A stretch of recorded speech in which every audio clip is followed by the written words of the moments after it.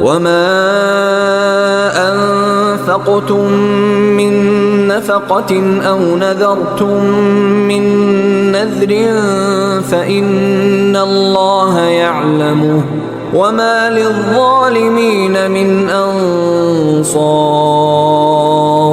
إن تبدوا الصدقات فنعما هي وإن تخفوها وتؤتوها الفقراء فهو خير لكم ويكفر عنكم من سيئاتكم والله بما تعملون خبير ليس عليك هداهم ولكن الله يهدي من يشاء وما تنفقوا من خير فلأنفسكم وما تنفقون إلا ابتغاء وجه الله وما تنفقوا من خير يوفى إليكم وأنتم لا تظلمون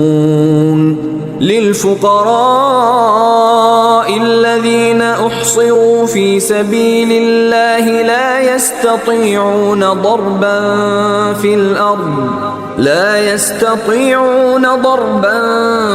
في الأرض يحسبهم الجاهل أغنياء من التعفف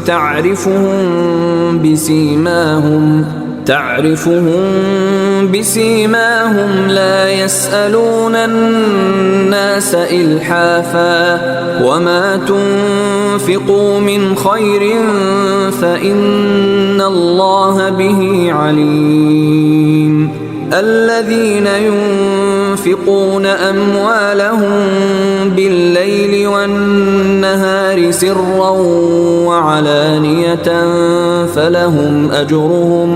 فلهم أجرهم عند ربهم ولا خوف عليهم ولا هم يحزنون.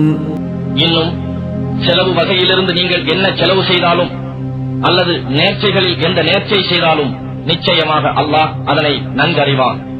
அன்றியும் அக்கிரமக்காரர்களுக்கு உதவி செய்வோர் எவரும் இலர். தான தர்மங்களை நீங்கள் வெளிப்படையாக செய்தால் அதுவும் நல்லதே. ஏனெனில் அவ்வாறு செய்ய பிறரை வெளிப்படையாக செய்தால் அதுவும் நல்லதே. ஏனெனில் அவ்வாறு செய்ய பிறரையும் அது தூண்டும். எனினும் அவற்றை மறைத்து ஏழை எளியோருக்கு அவை கிடைக்கும்படி செய்தால் அது உங்களுக்கு இன்னும் நல்லது. அது உங்களுடைய பாவங்களையும் நீக்கும். நீங்கள் செய்வதையெல்லாம் அல்லாஹ் நன்கறிந்தவனாகவே இருக்கின்றான். நபியே, அவர்களை நேர்வழியில் நடத்துவது உம் கடமை அல்ல. ஆனால் தான் நாடியவர்களை அல்லாஹ் நேர்வழியில் செலுத்துகின்றான். இன்னும் நல்லதில் நீங்கள் எதை செலவிடினும் அதுவும் உங்களுக்கு நன்மை பயப்பதாகும். அல்லாஹ்வின் திருமுகத்தை நாடியே அல்லாது வீண் பெருமைக்காக செலவு செய்யாதீர்கள். நன்மையை நாடி நீங்கள் எதை செலவு செய்தாலும் அதற்கு உரிய நற்பயன் உங்களுக்கு பூரணமாக திருப்பிக் கொடுக்கப்படும். நீங்கள் அநியாயம் செய்யப்பட மாட்டீர்கள். பூமியில் நடமாடி தம் வாழ்க்கை தேவைகளை நிறைவேற்ற ஏதும் செய்ய முடியாத அளவுக்கு அல்லாஹுவின் பாதையில் தங்களை அர்ப்பணித்துக் கொண்டவர்களுக்குத்தான் உங்களுடைய தான தர்மங்கள் உரியவையாகும். பிறரிடம் யாசிக்காத அவர்களுடைய பேணுதலை கண்டு அறியாதவன் அவர்களை செல்வந்தர்கள் என்று எண்ணிக்கொள்கிறான். அவர்களுடைய வறுமையின் அடையாளங்களால் அவர்களை நீர் அறிந்து கொள்ளலாம். அவர்கள் மனிதர்களிடம் வரிந்து எதையும் கேட்க மாட்டார்கள். இத்தகையோருக்காக நல்லதில் நின்று நீங்கள் எதை செலவு செய்தாலும் அதை நிச்சயமாக அல்லாஹ் நன்கறிகின்றான். யார் தங்கள் பொருள்களை தான தர்மங்களில் இரவிலும் பகலிலும் ரகசியமாகவும் பகிரங்கமாகவும் செலவு செய்கின்றார்களோ அவர்களுக்கு அவர்களுடைய இறைவனிடத்தில் நற்கூலி இருக்கிறது. அவர்களுக்கு அச்சமும் இல்லை, அவர்கள் துக்கப்படவும் மாட்டார்கள்.